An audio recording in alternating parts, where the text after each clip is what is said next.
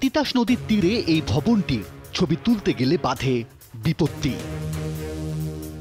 তিনতলা ভবন থেকে একদল যুবক রামদা লাঠিসোঁটা হাতে বেরিয়ে আসলেও ক্যামেরায় ধরা পড়েন দু একজন, যারা ক্যামেরার দিকে ইট পাটকেল ছুটতে থাকে।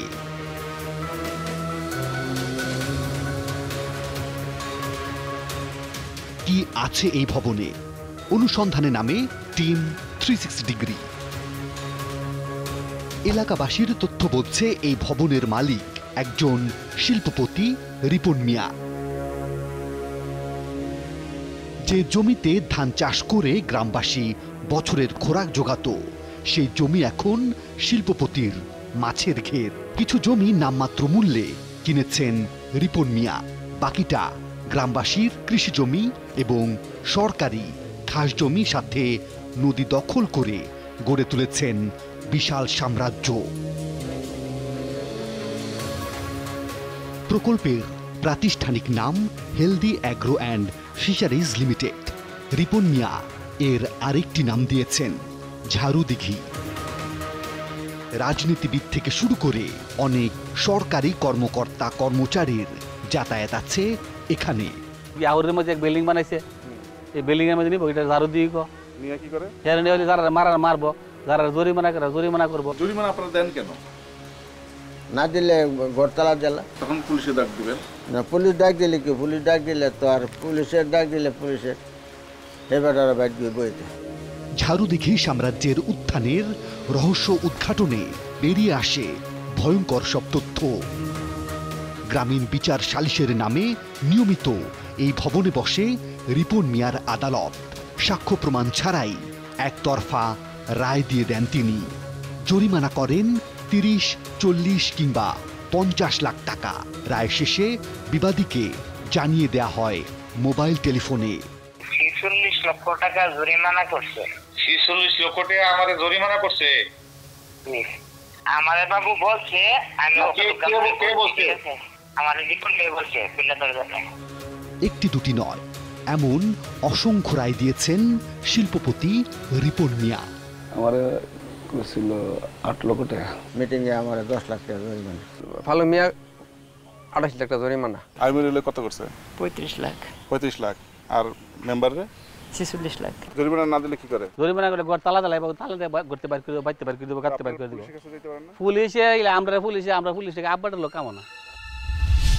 নিয়ম অনুযায়ী গ্রাম আদালত 75,000 টাকার বেশি জরিমানা করতে পারে না। এর বেশি জরিমানা হলে মামলা চলে যায় বিচারিক আদালতের কাছে। অথচ এর কোনো কিছুই তোয়াক্কা করেন না ব্রাহ্মণবাড়িয়ার নবীনগরের শিল্পপতি রিপন মিয়া। তিনি চলেন তার খেয়াল খুশি মতো, যখন তখন যাকে তাকে করেন লাখ লাখ টাকা জরিমানা। তার আদালতে তিনি বাদী, তিনি বিচারক। জরিমানার টাকা তুলতে তার রয়েছে নিজস্ব লাঠিয়াল বাহিনী। টাকা না দিতে পারলে করেন সম্পদ বাজেয়াপ্ত, করেন গ্রাম ছাড়া। এমন অদ্ভুত আদালত আর আতঙ্কের এক জনপদ নিয়ে আমাদের এবারের অনুসন্ধান। ব্রাহ্মণবাড়িয়ার নবীনগর উপজেলা। তিতাস নদী বেষ্টিত এই উপজেলার আয়তন 353 বর্গ কিলোমিটার। অধিকাংশ মানুষের পেশা কৃষি। জেলা শহরে যেতে সড়কের চেয়ে নদীপথই বেশি জনপ্রিয়। অনুসন্ধান করতে গিয়ে আমাদেরও বেশি যাতায়াত করতে হয়েছে নদীপথে। নদীবেষ্টিত এই উপজেলায় চর দখল নিয়ে দ্বন্দ্বে জড়িয়ে পড়েন গ্রামবাসীরা। বছরের পর বছর যেন দাঙ্গা লেগেই থাকে। উপজেলার উত্তর কাইতলা ইউনিয়নের নারুই ও নওগাঁও গ্রাম। তিতাস নদীর তীরে এই 65 বিঘা জমিকে কেন্দ্র করে পাশাপাশি দুই গ্রামের দাঙ্গা লেগেই আছে 200 বছর ধরে। হতাহতের সংখ্যাও অনেক। প্রথমেই যাওয়া যাক নওগাঁও গ্রামে। উত্তর কাইতলা ইউনিয়ন পরিষদের সাবেক সদস্য মোখলেসুর রহমান, বয়স 70-এর বেশি। জাহাঙ্গীর, হেলেন মিয়া, মিন্টু মিয়া ও ফজু মিয়া ছিলেন তার দাঙ্গা হাঙ্গামার সহযোদ্ধা। 65 বিঘা সেই জমি এখন কার দখলে। রিপন আয়া সাইডা কইছে যে আপনারা ক্ষতিগ্রস্ত দিদি হয়েছেন না হয়েছেন, বহুত পয়সা হতে হয়েছে, এখন আমরা বাই জায়গা বেচছি 65 কানি, 40% হইল নারীগ্রাম 16 গ্রামে পাইব, আর 60% আমরা নোয়াগা। দলিল করার সময় পয়সা আমি দিয়ে দেবো হারারে দলিল, আপনারা একটা দলিলও দিয়ে দেন আমারে। এবার যাওয়া যাক নারুই গ্রামে। কথা হয় নজরুল ইসলাম, কাইয়ুম মিয়া আর মোহাম্মদ সেলিমের সাথে। ইলা 60% আর 40% দিয়ে আপোষ হয়েছে, ইলা নিজে নিজেই ওরা তারা আধা কাটা টেয়া দিছে না, ইলা টিলা জানে আর নোয়াগার তারা জানে, আমরা গার জমিটা শুদ্ধা তেনে ইলা নাম দখল লিখা লাইছে। তার মানে সমঝোতার কথা বলে কৌশলে পুরো 65 বিঘা জমি নিজের নামে লিখে নিয়েছেন রিপন মিয়া। শুধু তাই নয়, এই 65 বিঘা ছাড়াও রাস্তার দুপাশে আরও 39 বিঘা ব্যক্তি মালিকানাধীন জমি দখল করে নিয়েছেন সেই শিল্পপতি। এর মধ্যে রাস্তার দক্ষিণে 25 বিঘার মালিক নওয়াগাঁও গ্রামের বাসিন্দারা। সেই জমি দখল নিতে গিয়ে উল্টো মামলা খেয়ে বসে আছেন জমির প্রকৃত মালিকেরা। বেচছি 1807 দাগ 9 দাগায় হুডা দিছে, এই হুডা উফরাইয়া ফালানোর পরই হ্যাঁ রিপন মিয়া গেছে বসের অভিযোগ দিয়া পুলিশ পাঠাই আমরা ক্ষতিগ্রস্ত করাইছে, বহুত ক্ষতিগ্রস্ত করছে। হ্যাঁ তো বাইতে যাইতেছে না, থানাত গিয়া সারতে দমটা টেহা পয়সা লাগছে, নাহলে ইলেকট্রিক বাইতান তারি না। আঞ্চলিক মহাসড়ক হওয়ায় এই জমির দাম বেড়ে গেছে কয়েকশো গুণ। এরপর থেকেই রাস্তার দুপাশের জমির উপর চোখ পড়ে শিল্পপতির। 14 বিঘা জমির মালিক ব্রাহ্মণহাটা গ্রামের কাইয়ুম মিয়া, মোহাম্মদ সেলিম ও নজরুল ইসলাম। সেই জমিও এখন শিল্পপতির দখলে। 3.5 বিঘা জমির মালিক মোহাম্মদ সেলিম মিয়া। এই জিনিসটা তাই দখলে নিয়ে গেছে, তাই লোক টাকা দেন না, টাকা দেন, 1 টাকাও দেন। সেই 14 বিঘার 4.5 বিঘার মালিক কাইয়ুম মিয়া দীর্ঘদিন মালয়েশিয়ায় ছিলেন। দেশে ফিরে দেখেন জমি বেহাত হয়ে গেছে। আয়সা দিয়ে আমাদের যে জমিটা এটা কাইটটা বেকু দিয়া যার যার গাতা টাতা বানায় সেটা মানে বালু চালু ফালাই লাগছে। তখন বাড়িতে আমার মারা যে গেলাম এই অবস্থান, আম্মা কইতেছে আমি তো জানি না মহিলা মানুষ, এই মেম্বারের সাথে যোগাযোগ করে। কাইয়ুমের কথার সূত্র ধরে আমরা আবারও সাবেক মেম্বার নজরুল ইসলামের সামনে। তারও 6 বিঘা জমি এখন হাতছাড়া। জমিটা দিছে বলে আমার থেকে নিছে, কিভাবে নিছে? গ্রামের মানুষ সাহেব সব জমাইছে, জমাই গেছিল কলেজ, মাদ্রাসা, স্কুল, প্রাইমারি, গরুর বাজার, পুষ্কুনি, মানে অনেক কিছু করবো। এখন আপনি দলিল করে দিচ্ছেন? দলিল করেছেন, আমার টেহাটও দিছে না, কোনো দিচ্ছেন। তাহলে কিভাবে নিল? এলতে কয়া নিয়ে যে ওষুধগুলো দিবে কয়া নিয়ে আসি মনে করেন এলে দায়িত্ব দখল নিছে। তার কথার সত্যতা যাচাই করতে আমরা হাজির হই সেই জমিতে। ইট বালু সহ রাস্তা নির্মাণের সরঞ্জাম রাখতে জমিটি ভাড়া নিয়েছেন সড়ক ও জনপদের ঠিকাদার মুস্তফা কামাল। ম্যানেজার আছে? ম্যানেজার কোথায়? অন্যের জমি ভাড়া দিয়ে টাকা নিয়ে যাচ্ছেন রিপন মিয়া। কে এই শিল্পপতি রিপন মিয়া? অনুসন্ধানের তথ্য বলছে 2007 সালের আগেও তার তেমন কোনো টাকা পয়সা কিংবা সম্পদ ছিল না। ছিল মাত্র বাবার 3 বিঘা জমি। গত 16 বছরে তার টাকার পরিমাণ কি দাঁড়িয়েছে সেটা তিনি এখন নিজেও জানেন না। ব্রাহ্মণবাড়িয়ার নবীনগরের এক সীমান্তেই তার দখলে রয়েছে কয়েকশো বিঘা জমি। এই রিপন মিয়া সম্পর্কে আরও তথ্য জানব, তবে একটা বিরতির পর।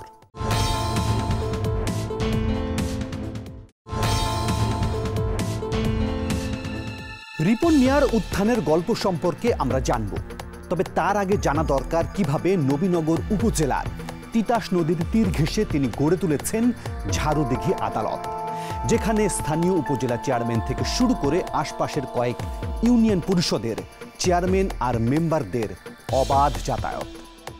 এখন প্রশ্ন হলো কিভাবে প্রশাসনের নাকের ডগায় বসে এভাবে একের পর এক আদালত বসিয়ে তিনি জরিমানা আদায় করে যাচ্ছেন।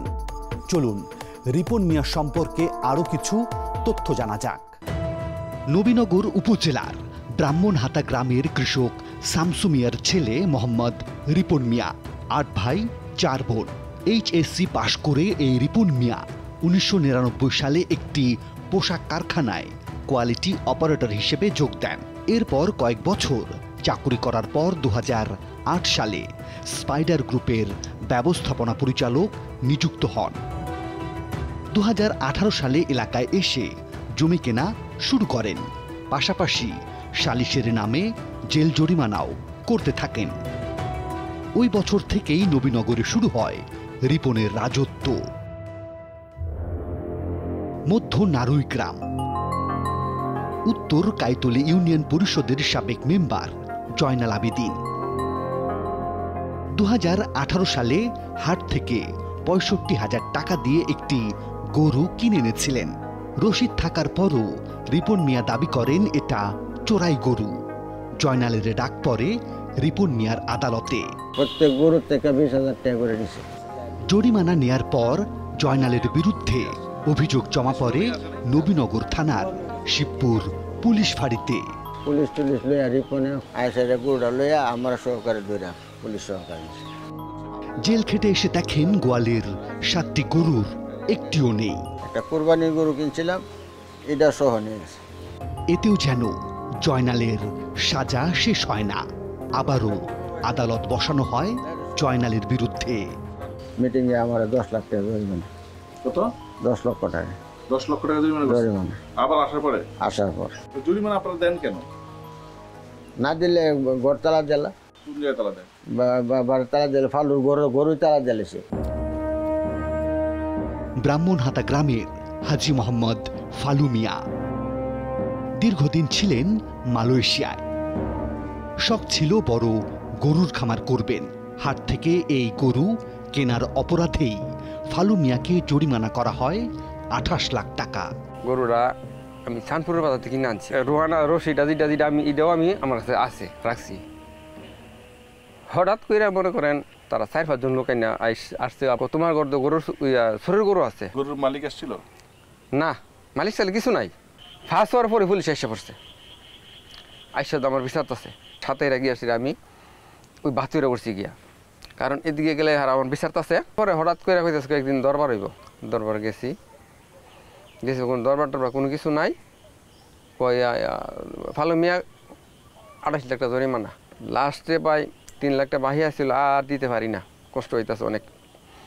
কান্দাকারি কইরা এর বড় ভাই আসছিল, বড় ভাইয়ের ফাও আমার বাড়িটা সহকারে ফাও ফইরা দিছে, ভাই 3 লাখ টাকা মাপ দেয়, আমার বাড়িতে বেশি কষ্ট আছে, অসুবিধা।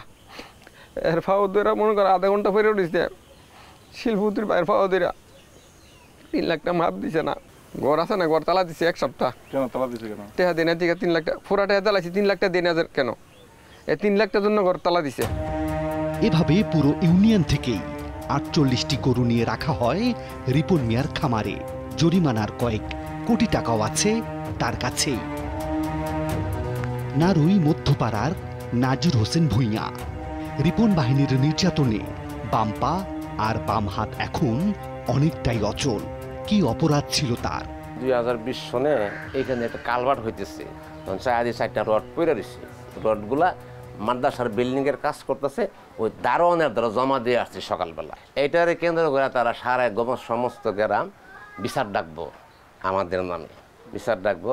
তো আমাদের গ্রামের বিচারের একটা লক্ষ্য হলো স্যার আপনার বিচারটা ডাকলো 20 লক্ষ 30 লক্ষ টাকা জরিমানা করে। কে করে জরিমানা করে? রিপন সাহেব করে নির্ধারিত। এটা কিন্তু মূল হতায় উনি করে। তো এই ভয়ে আমি ব্রাহ্মণবাড়িয়া পুলিশ সুপার দ্বারা একটা অভিযোগ দায়ের করছে। দেওয়ার পরে দিন পুলিশ আসছে, আসা তদন্ত করছে, করে স্যার চলে গেছে। 8 বা 10 দিন পরে আমি আপনার বাজারে গেছি, এমন সময় আমারে হাতে ধরে নিয়ে গেছে ফিরোজুদ্দিন বর, রফিক, এই ধরনের লোকগুলো নিয়ে গেছে। হাত দিয়া বাইরেছে, হাত দিয়া ঘুষি দিছে, চর থাপ্পড় যে যেটা পারে এটাই মানে নির্যাতন করে। মাসখানেক আগে জরিমানা করা হয় ব্রাহ্মণহাটা গ্রামের অলিউল্লাহ মেম্বার আর তার ভাতিজা আমিরুলকে। জরিমানা করে সেই তথ্য মোবাইল টেলিফোনে জানিয়ে দিয়েছিলেন বর্তমান মেম্বার মমিন মিয়া। আজকে জালদিঘির মাঠে মিটিং করছে, বসকেলেবির সবাই গেছে। আপনার 46 লক্ষ টাকা জরিমানা করছে। এবার আমরা মমিন মেম্বারের সাথে কথা বলতে চাই, জানতে চাই কি কারণে অলিউল্লাহ মুন্সিকে 46 লাখ আর আমিরুলকে 35 লাখ টাকা জরিমানা করা হলো। আমার সবগুলি কথা মনে নাই, তবে কয়েকটা আপনার ইস্যু, এই ইস্যুর জরিমানা করেছে আর কি। তো এই জরিমানা কি করতে পারেন আপনারা? হ্যাঁ, এই জরিমানা আপনারা করতে পারেন? আর এই কথাটা ঠিক আছে, বসকেল বেঞ্চ সবাই দ, আমি তো আর সিঙ্গেল না করে কমসে কম 20 এই পুরা সবাই মনে 20-30 শুধু তো 46 লাখ না, আরো তো অনেক জরিমানা করেছে। একজনে 35 লাখ, একজন 46 লাখ, একজন 20 লাখ, 12 লাখ। এই জরিমানাগুলো করে কি? এই সবাই মিললে দেখে দিন ইয়ার মধ্যে এই জিনিসটা করা হয়েছে আর কি। মানে কোথায়? ওই যে রিপন ভাই দেখাইছিল ওই মিটিং, রিপন ভাই ডাকছিল, মিটিং ডাকছিল, উনি ছিলেন? আসিল। উনি কি বলছেন? উনিও তো এখানে একমতে ওই একমত। জরিমানা আদায় না করলে কি হবে? জরিমানা আদায় না করে বলছিল 1 সপ্তাহ পরে, 1 সপ্তাহের ভিতরে জরিমানা দিতে হবে। না দিলে? না দিলে হন উনি বুঝে না কি করবে না করবে। আইন কি বলে, আমরা কথা বলি সুপ্রিম কোর্টের একজন আইনজীবীর সাথে। অবস্থা দৃষ্টে মনে হচ্ছে যে এই জনৈক রিপন সাহেবের ব্যাপারে যেটা এসছে, উনি দেশের প্রচলিত সরকার, প্রচলিত আদালতের প্যারালাল সরকার এবং আদালত প্রতিষ্ঠা করেছেন। বাংলাদেশের কোনো আইনে কোনো ইন্ডিভিজুয়াল, কোনো ব্যক্তিকে এইরূপ কোনো ক্ষমতা প্রদান করা হয়নি যে উনি স্বীয় উদ্যোগে কাউকে শাস্তি প্রদান করতে পারেন বা কাউকে জরিমানা প্রদান করতে পারেন। স্থানীয়ভাবে জুডিশিয়াল কোর্টের বাইরে, অর্থাৎ আমাদের যে প্রচলিত আদালত ব্যবস্থা, এর বাইরে গ্রামীণ ব্যবস্থাপনায় ইউনিয়ন পরিষদের চেয়ারম্যান অথবা নির্বাচিত মেম্বারদের সংশ্লিষ্ট করে গ্রাম আদালতের একটি বিধান রয়েছে, সেটিও সুনির্দিষ্ট পেরিফেরির মধ্যে। যেখানে গ্রাম আদালতে ৭৫,০০০ টাকার বেশি জরিমানা করা যায় না, সেখানে ইউনিয়ন পরিষদের মেম্বার বিচার সালিশে এত টাকা জরিমানা করেন কিভাবে? উত্তর গাইতলা ইউনিয়ন পরিষদের সাবেক মেম্বার জয়নাল আবেদিন। এখানে তো আপনাদের আইন অনুযায়ী সর্বোচ্চ জরিমানা করতে পারেন কত? এখানে হচ্ছে এই মামলার মেরিট অনুযায়ী ৭৫,০০০, 1 লাখ এরকমের মধ্যে। না, আইন তো সর্বোচ্চ ৭৫,০০০ টাকা। জি, এরপরে তো করতে পারেন। আপনাদের এখানে যে একটা বিচার সালিশ হয় গ্রাম্যভাবে, মানে ইউনিয়ন পরিষদ ছাড়া, জি, এটা জানেন কিনা? জানি। এখানে তো কত এটা প্রশাসনও জানে। 46 লাখ টাকা জরিমানা, হ্যাঁ, 35 লাখ টাকা জরিমানা। এটা কি সম্ভব? এটা আমি যেটুকু শুনছি পরে যে অনেকগুলো ঘটনার বা আলাদা আলাদা ঘটনা, আলাদা আলাদা মামলা মনে করেন, আলাদা আলাদা জরিমানা। আমরা যখন চেয়ারম্যানের সাথে কথা বলতে থাকি তখন ঘটনাস্থলে হাজির হন আরও 4 জন ওয়ার্ড মেম্বার। এরা সবাই যাওয়া আসা করেন রিপন মিয়ার সেই সাম্রাজ্যে, কাজ করেন রিপন মিয়ার নির্দেশে। এদেরই একজন মুসা মেম্বার। গ্রামের লোক উনি বিচার করেন না, 16 না গ্রাম করছে। আপনারা তো ছিলেন? হ্যাঁ, আমরাও ছিলাম, 16 না গ্রাম হয়েছিল। মানে জরিমানা করছেন না? জরিমানা যদি করে তা গ্রামের লোক করছে, কিন্তু উনি কোনো জরিমানা করে ধরেন না। গরুটাতে নিচে গা, তাতে গরুটা দৈরা না আরেকজনকে দিয়া দিছে, এখানে কোনো জরিমানার তো। তাদের গরু হারাই গেছে, এরকম লোক তো অভিযোগ নিয়ে আসছে গ্রামে। এরকম লোক কোনো অভিযোগকারী যদি না থাকেন তাহলে কিসের ভিত্তিতে বিচার সালিশে জরিমানা করা হয়? উনি যেটা করছেন এটা সম্পূর্ণ বেআইনি এবং এক অর্থে উনি এটা রাষ্ট্রদ্রোহিতা করছেন এবং ওনার এই অপরাধ রাষ্ট্রদ্রোহিতারও শামিল। এছাড়া যারা ভুক্তভোগী হয়েছেন তারা যেইভাবে ভুক্তভোগী হয়েছেন, যেই সমস্ত ক্ষতির শিকার হয়েছেন, ওই সমস্ত প্রতিকার চেয়ে ওনার বিরুদ্ধে সংশ্লিষ্ট আইনে ওনারা প্রতিকার চাইতে পারেন। আদালতে ওনার বিরুদ্ধে শাস্তিমূলক ব্যবস্থা গ্রহণের জন্য ওনারা আবেদন করতে পারেন। রিপন বাহিনীর ভয়ে অনেক ভুক্তভোগী ক্যামেরার সামনে কথা বলার সাহসও পাননি। কেউ কেউ আমাদের সাথে কথা বলেছেন রাতের আধারে। 54 বছরের মলয় মিয়া। গ্রামে কেউ মারা গেলে কবর খোঁড়েন তিনি। তার বিরুদ্ধে 2 কেজি গাঁজা বিক্রির মামলা করেছিল র্যাব 14-র একটি দল। শিবপুরের পুলিশে আমার বিচারে, শিবপুরের পুলিশ বিচারে তো অনেক জিনিস আমার জীবন আমি ফই দেবো মনে গেছি না, মিটিং হাজিরা দিছি। হাজিরা দেওয়ার পরে প্রথম তারিখ হাজিরা দিয়েছি, দ্বিতীয় হাজিরা গেছি পরে ওই যে আসামিটা, এই আসামিটা হয়ে আমরা 1 তারিখ হাজিরা দিছি। তখন স্যার বেশি জিজ্ঞাসে তুমি হেরা চিনো নি, কোন আমি হেরা চিনি, তখন তো আমরা হালাত দিয়ে দিচ্ছি। আপনার বিরুদ্ধে মামলা দিচ্ছে, আপনি কাকে সন্দেহ করেন? রিপন সব। কেন? কি করবে আমার ওই বাপের হেড দিবার লেগা, হেড দেয় না, আমি না করছি হেড দিবার লেগা, আমার দিদি তো হেড লাগব।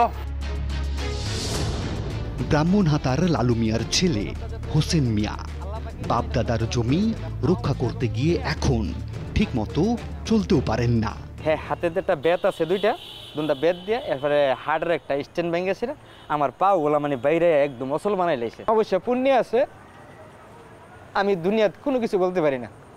এই যে এখন আপনি বৈশাখ কথা কইতেছি, আমার এই পাউডি চিরা পুড়ে দিতেছে, নিজে এই কষ্ট বললাম না আপনারে, কিছু বলার মতন আমার কাছে নাই। আপনি এইটুকুই আল্লাহ পাক যেন শান্তি রহমত নাজিল করে আমার মতন যেন কাউকে আর এরকমভাবে হয়রানি যেন আল্লাহ পাক কাউকে না করায়। রিপন মিয়ার অমানসিক নির্যাতনের হাত থেকে মুক্তি চান হোসেন মিয়া। আর এই চাওয়া শুধু তার একার নয়, ব্রাহ্মণহাতা, নারুই সহ আশপাশের 11টি গ্রামের অসংখ্য মানুষের চাওয়া কবে মুক্তি মিলবে। আমরা জানি গ্রামগঞ্জের ছোটখাটো অপরাধগুলোর বিচার সালিশ একটা স্বাভাবিক প্রক্রিয়া, কিন্তু তাই বলে বিচার সালিশের নামে একের পর এক অপরাধের জন্ম দিলে তার দায় কে নেবে? ফিরছি আরও একটা বিরতির পর।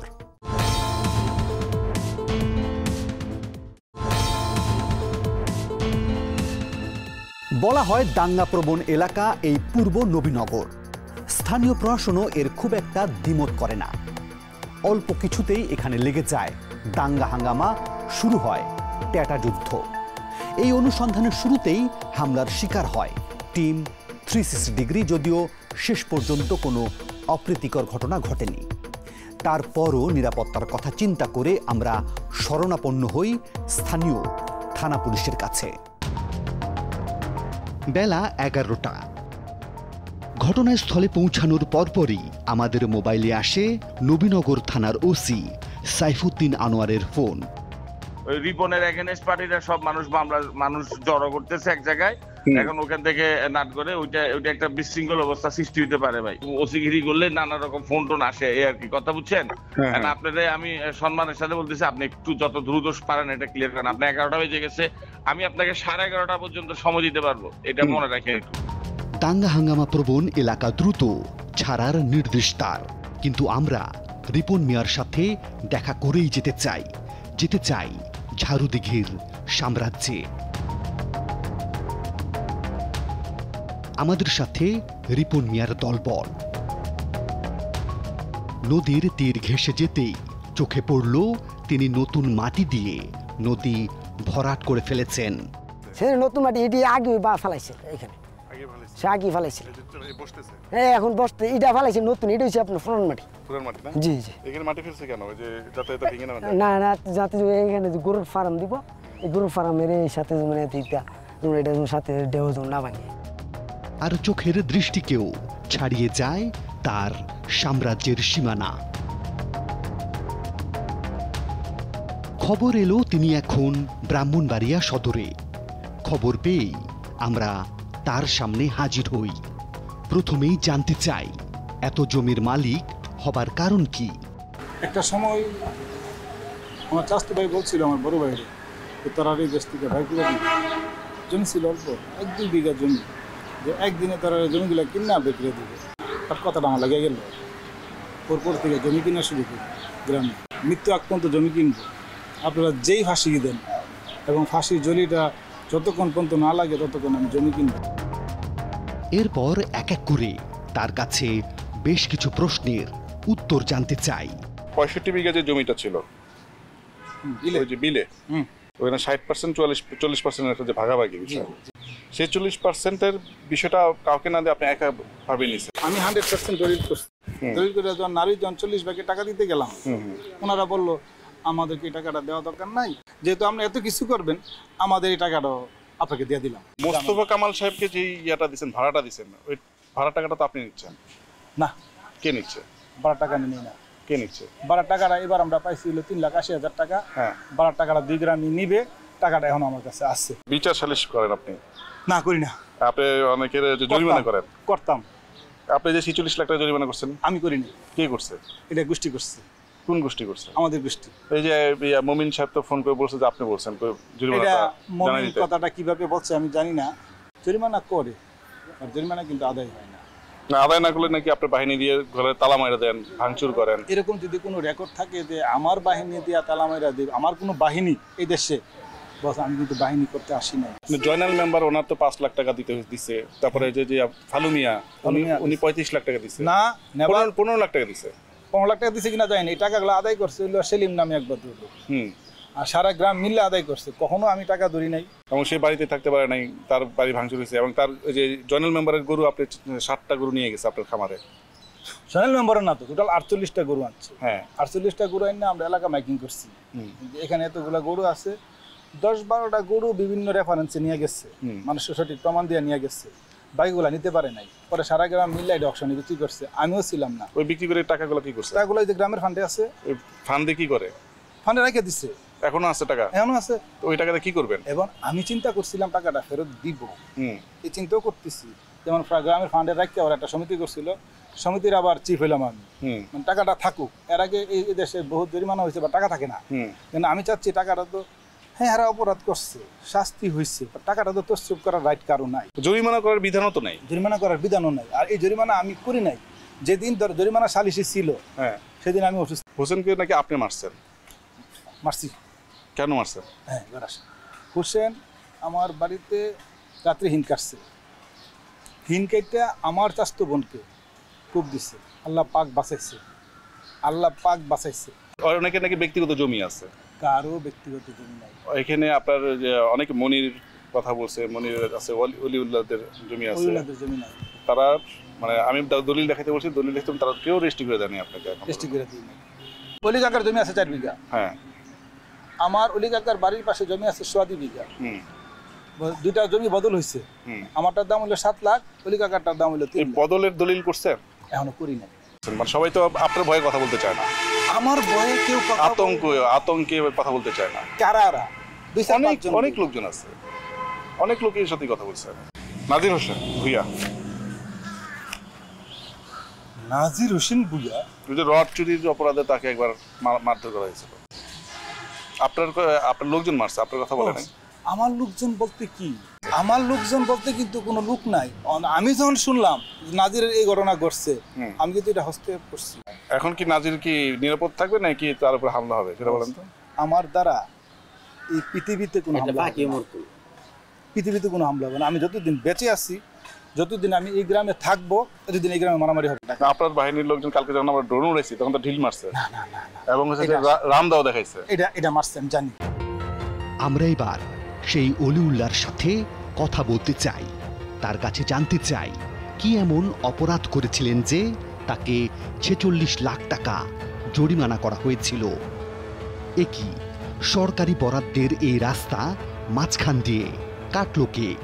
নামটা স্মরণ হইলে মুখে কোনো কথা করে না, আসে না, না কথা মনে করেন বন্ধ হয়ে যায়। কারণ এই কথা মনে করেন যে সে জানতে পারলে আবার মনে করেন যে সে কোন কাজ করে। ভয়ে রিপন মিয়ার নামও উচ্চারণ করলেন না তিনি। জরিমানার টাকা না দেয়ায় তার রাস্তা কেটে ফেলা হয়েছে। রোজার মধ্যে আমি অসুস্থ, আমি সিডাং মনে করেন যে মেডিকেলে ছিলাম, আমার কাগজপত্র সব কিছু আছে। ওখান থেকে আমি শুনতেছি আমার জমিন কেটে লাইতেছে, এমনি রাস্তা কেটে লাইতেছে, 46 লক্ষ টাকা আমার জরিমানা করছে। তখন আমি বলতেছি যে আমি কি অপরাধ করলাম, আমার মিটিংও ডাকলো না, আমার 46 লক্ষ টাকা জরিমানা কি কারণে করলো, এই জিনিসটা তো আমি বুঝতে পারছি না। তখন মনে জানাই ফোনে আমার মনে করছি এক মেম্বার, মমিন মেম্বার, রেকর্ডিং আছে, আমি রেকর্ডিং মামলা যে করছি আমি দিচ্ছি। এমনকি রিপন মিয়ার ম্যানেজার আশিকুল্লাহর মামলায় জেলও খাটেন অলিউল্লাহ ও তার পরিবার। একটা মামলা দিয়েছি কোর্টে, দৌড়তেন একটা মামলা দিয়েছি, আমার 3 বাতিজা আর আমার 4 জন মনে করেন সাথে সাথে রাত্রে এটা দৌড়তেন সাদাবাজি মামলা দিয়েছি আমরা, মিথ্যা একটা মামলা। পুরনো ঘটনা দেখিয়ে যেদিন মামলা হয়েছে সেদিনই ওয়ারেন্ট, সেদিনই গ্রেপ্তার। পেছনে কি কোনো প্রভাব ছিল? দুঃখ করে ঢাকা একজনকে বলছিলাম ভাই এই অবস্থা, আমার ম্যানেজার একটা মামলা করতে, বাকিটা কেমনি কি হয়েছে এটা আমার। কাকে বলছিলেন? পুলিশ প্রশাসনের দিকে, নামটা নাই বলি। তার মানে পুলিশের কোনো কোনো সদস্যের সাথে তার বেশ সখ্যতা আছে। সরকারি রাস্তা কাটা ফৌজদারি অপরাধ হলেও এখন পর্যন্ত কোনো ব্যবস্থা নেওয়া হয়েছে কিনা জানতে আমরা আবারও হাজির হই ইউনিয়ন পরিষদের চেয়ারম্যানের সামনে। যে এই বাড়িতে রাস্তাটা গেছে উনি আমার পরিষদে লিখিতভাবে কোনো অভিযোগ দেয়নি। আমি লোকমুখে শুনছি যে জমির যে মালিক, যার জমির উপর দিয়ে রাস্তাটা গেছে, শুধুমাত্র একটা বাড়ির জন্য রাস্তাটা ছিল। ওই জমির মালিককে কথা ছিল জমির ক্ষতিপূরণ বাবদ একটা টাকা দেওয়ার, ক্ষতিপূরণ বাবদ যে টাকা দেওয়ার কথা ছিল সেই টাকাটা জমির মালিক পায়নি। ইটগুলো সরকারি? জি। এই ইট কি আপনারা ইউনিয়ন পরিষদে ফেরত দিছে? না, ইট আমরা ফেরত পাইনি। তাহলে এই ইট খোয়া যে গেছে এটার জন্য কোনো ব্যবস্থা নেবেন কিনা? এটার জন্য এখন আপনি বলছেন, আর সরাসরি অভিযোগ আসলে আমার উপর মহলে, তাহলে আজকে আমি এটা আলাপ করব, করে আমরা ব্যবস্থা নিব। 1.5 মাস পর এখন তিনি জানাবেন। আমরা কথা বলি নবীনগর উপজেলা নির্বাহী কর্মকর্তার সাথে। ইউনিয়ন পরিষদ তাদের অর্থায়নের মাধ্যমে এবং প্রকল্পের মাধ্যমে সে রাস্তা করেছে জনগণের চলাচলের জন্য। এটা আমি যাচাই করে দেখব এবং অবশ্যই এক্ষেত্রে আমরা কোনো ছাড় দিব না, এটা করার কোনো সুযোগ নাই। জরিমানা করার মূল কারণ জানতে আমরা আবারও অলিউল্লাহর সামনে। জরিমানার উদ্দেশ্য হচ্ছে, আমি আওয়ামী লীগের সভা হয়েছিল বাদল ভাই শিবপুরে। আমার দলীয় নেতা মনে করলেন যত সভা ডাকছে, আমি সবার মধ্যে মনে করলেন যে আমাদের লোকজন লয়ে এসেছে, আমি গেছি, তাদের অনুমতি তিনি চিনা জানে একটা প্রসঙ্গ সে ধরছে এই। কিন্তু রিপন মিয়া তো বলছেন ভিন্ন কথা। প্রথম অভিযোগ হইল সে গত পিরিয়ডে মেম্বার থাকা অবস্থায় টাকা আত্মসাৎ করছে। একটা কাজ আমি করেছিলাম, আমার বেকু দিয়া সে টাকা ওটাই খেয়ে ফেলছে। সরকারি টাকা আত্মসাৎ করতে দুদক আছে, সেখানে আপনি অভিযোগ এইখানে কিভাবে বিচারটা হলো? আমি ব্যক্তিগতভাবে গ্রামে কোনো সর্দারও না, আমি গ্রাম লিড দেই না। আপনি সর্দার নিয়োগ করেন? না, নিয়োগ করি না। হুমায়ুন কাকা তো আপনি বানাইছেন? হুমায়ুন কাকার আমি বানাইছি। হুমায়ুন মিয়ার কাছ থেকে জানা যাক গ্রাম সভাপতির কাজ কি। গ্রাম কমিটি কিসের কমিটি? এটা হলো গ্রামের আচার বিচার সংশ্লিষ্ট বিষয়। এই জন্য আপনাকে সভাপতি বানাইছিল? 2 মাস পর আমি কিছু আমি পারতাম না, কারণ এই যে আইপিউর লগে অ্যাডজাস্টমেন্ট আমার হবে না, আর এগুলোর লগে আমার দায়িত্ব ছাড়ার পর হামলা হয় তার পরিবারের উপরেও। মারামারি হয়ে আসে, এরা 7-8 হাজার টাকা জরিমানা হয়েছিল। জরিমানা হওয়ার পর এটা আবার উপজেলা চেয়ারম্যান মনির আছে না, এই জরিমানাটা হইল মনিররা ভাই পানাটি মনির ভরে এরারে বলছে যে টাকা তোমাদের দেওয়া লাগবে না, এবারে মাপটা চাইছে। তার মানে উপজেলা চেয়ারম্যান মনিরুজ্জামান মনিরও জানেন অনেক কিছুই। 45 লাখ টাকা জরিমানা, 48 লাখ টাকা আসলে এরকম কোনো কিছু আমার কাছে এই পর্যন্ত পারে কিনা সেটা বলছি। পারে কিনা সেটা পরে, কিন্তু আমি তো জানি না এই পর্যন্ত যেটা আসলে হয়েছে কিনা।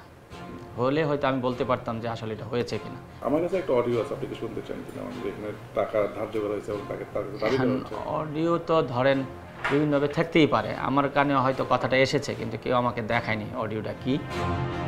অলিউল্লাহর অভিযোগের প্রেক্ষিতে তদন্তে নেমেছে ব্রাহ্মণবাড়িয়া পুলিশ সুপারের কার্যালয়। 3বার নোটিশ দিলেও তদন্ত কর্মকর্তার সামনে হাজির হননি রিপন মিয়া। এই সংক্রান্ত একটা অভিযোগ অলিউল্লাহ মেম্বার যার কথা বলেন উনি আমাদের কাছে দিয়েছেন। তো এটা আমি আমার একজন অফিসারের কাছে দিয়েছি তদন্ত করার জন্য। তো ওই অফিসার তদন্ত শেষে তার যে রিপোর্ট প্রদান করবেন, অর্থাৎ তার যে প্রতিবেদন দাখিল করবেন এবং সুপারিশ দেবেন, সেই সুপারিশের ভিত্তিতে আমরা আইনগত ব্যবস্থা নেব। এবার নদী দখলের কারণ জানতে চাই রিপন মিয়ার কাছে। আপনি যে বিল্ডিংটা করছেন, বিল্ডিংটা নদীর মধ্যে পড়ছে, আমরা যেটা দেখলাম, আমরা একদম সরজমিনে দেখলাম। ক্লিয়ার জমিটা মাইপা, কারণ এত বড় একটা বিল্ডিং করবো, এতটা বোকা আমি না। পিছনে যে মাটি ফেলছেন ওইটা কিসের মধ্যে পড়ছে? মাটিটা পড়ছে, বাগানটা করছে, বাগান করছে। বাগানের ওই যে উঁচু যে পাটটা, বাগানের পাশে উঁচু যে পাটটা, এটা পড়তে পারে। যেমন আমার একটা জমি ছিল, আমার যে বাউন্ডারিটা ওর কোনায়, ওই জমি কিন্তু অর্ধেক নাই, আমি দেখছি।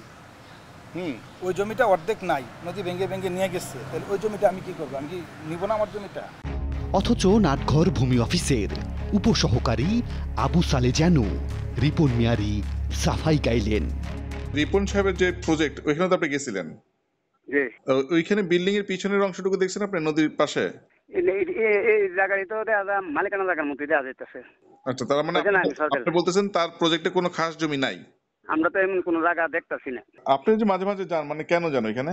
না না, এর সময় আমি কি করতাম জানো।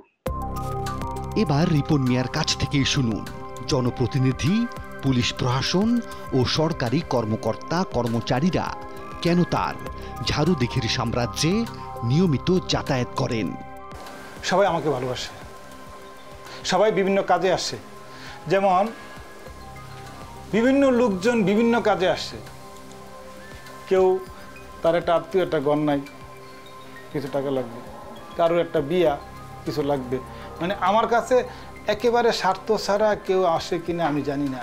আমাকে কেউ ভালোবাসে না, বলছি না ভালোবাসে, আসলে ভালোবাসে না কেউ। সবাই একটা না একটা কিছু ইস্যু নিয়ে আসবে। নদী দখল, খাস জমির বিষয়ে তদারকির দায়িত্ব উপজেলা নির্বাহী কর্মকর্তার। তিনি কতটুকু জানেন? না, এই বিষয়ে আমাদেরকে কোনো অভিযোগ দেয়নি, বিষয়টি মাত্র শুনলাম। এটা আমি তদন্ত করার জন্য আমাদের সহকারী কমিশনার ভূমি এবং নায়েব সাহেবকে দায়িত্ব দিয়েছি। আমি নিজে তদন্ত করব এবং তদন্তে এটা সততা প্রমাণিত হলে দোষীদের বিরুদ্ধে অবশ্যই প্রয়োজনীয় ব্যবস্থা নিব। এ বিষয়ে আমরা কথা বলি ব্রাহ্মণবাড়িয়া জেলা প্রশাসকের সাথেও। নদী দখলের বিষয়ে আমাদের প্রশাসনের জিরো টলারেন্স, কারণ নদী বাঁচলে দেশ বাঁচবে, আমরাও তাই বিশ্বাস করি। সো আমরা যখনই কোনো দখলের খবর পাই, সে যেই হোক, আমরা আইনগত যে ব্যবস্থা আছে আমরা সেটা নেই এবং কাউকে আমরা নদী দখল করতে দেব। কৃষি জমি কেটে যখন তখন পুকুর করা যায় কিনা? নিজের ইচ্ছা মতো সে পরিবর্তন করতে পারবেন না, পুকুর ভরাট করতে পারবেন না, নদী দখল করা যাবে না। এমনকি আপনার কেনা জমি সেটা যদি আপনি টপসেল কাটা শুরু করেন, সেটাও অবৈধ। আপনি অনুমতি ছাড়া শ্রেণীবদ্ধ করা যাবে না। যে কৃষি জমি পুকুর করছেন, এটা অনুমতি নিচ্ছেন আপনি? ভাইয়া আমি কিন্তু পুকুর করছি আংশিক, আর বড় বড় যে এরিয়াটি দেখতেছেন এটি কিন্তু পুকুর না, এটা হলো ওই যে কি বলা হয় সম্মিলিত পদ্ধতি চাষাবাদ। মাটি খনন করলেই প্রশাসনের অনুমতি নিতে হয়, সেই অনুমতি আছে কিনা আমি সেটা বলছি। নাই, সেটা নাই। একটি এলাকার স্থানীয় প্রশাসন, জনপ্রতিনিধি, আইন আদালত, নিরাপত্তা বাহিনী থাকার পরও যদি একজন ব্যক্তি শিল্পপতির সাইনবোর্ড ঝুলিয়ে আর লাঠিয়াল বাহিনী পুষে রাজত্ব কায়েম করতে পারেন, তবে তাকে কি বলা যায়? হীরক রাজার দেশ? হ্যাঁ, নবীনগরের শিল্পপতি রিপন মিয়া, তার দাপটে এখন এলাকাবাসী না পারেন কিছু কইতে, না পারেন সইতে। আমরা মনে করি এই অবস্থার পরিবর্তন দরকার, দরকার আইনের শাসন প্রতিষ্ঠার। প্রিয় দর্শক, আপনাদের কাছে কোনো সুনির্দিষ্ট তথ্য কিংবা অভিযোগ থাকলে আমাদেরকে জানাতে পারেন। আমাদেরকে জানাতে পর্দায় দেখানো মাধ্যমগুলোতে যোগাযোগ করুন। আজ তাহলে এ পর্যন্তই। তবে মনে রাখবেন, কথা কিন্তু একটাই, ভালো থাকবেন, ভালো রাখবেন।